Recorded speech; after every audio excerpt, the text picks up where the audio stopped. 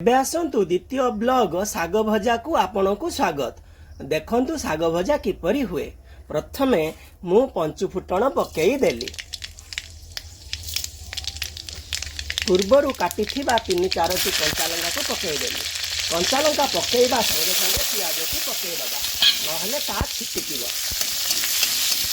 ଶୀଘ୍ର ସିଝିବା ପାଇଁ ଅଳ୍ପ ଟିକେ ଲୁଣ ଦେଇଦେବା ଏବଂ ତାକୁ ଏମିତି କଡ଼ର କଡ଼ର କରିଦେବା। ଦେଖନ୍ତୁ ପିଆଜ କଢ଼େଇରେ ସଇଁ ଯାଇଛି, ସିଝି ଯାଇଛି। ପୂର୍ବରୁ ଫୁଲକୋବି ଦଣ୍ଟାକୁ ଛୋଟ ଛୋଟ କରି କାଟି ଦେଇଥିବା ଶାଗ ଖଡ଼ରାକୁ ତା ଭିତରେ ପକାଇଦେବା।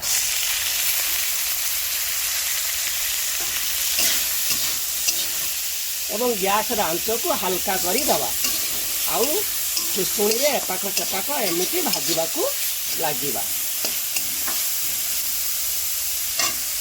ଫୁଲକୋବି ଦଣ୍ଟା ଶାଗ ପ୍ରସ୍ତୁତି ସରିଛି। ଅଳ୍ପ ଟିକେ ଲୁଣ ପକେଇଦେବା ଏବଂ ଖୁସୁଣିରେ ଏପାଖ ସେପାଖ କରିଦେବା। ଆଉ 1 ମିନିଟ୍ ପାଇଁ ତାକୁ ଆଞ୍ଚ ଉପରେ ବସେଇଦେବା।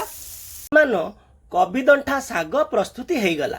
ଏମିତି ଭିଡ଼ିଓ ଦେଖିବା ପାଇଁ ମୋ ଭିଡ଼ିଓକୁ ଲାଇକ୍ କରନ୍ତୁ, କମେଣ୍ଟ କରନ୍ତୁ, ଆଉ ପର୍ଯ୍ୟାପ୍ତ ପରିମାଣରେ ସେୟାର କରନ୍ତୁ। ଧନ୍ୟବାଦ। ଜୟ ଜଗନ୍ନାଥ। ନମସ୍କାର।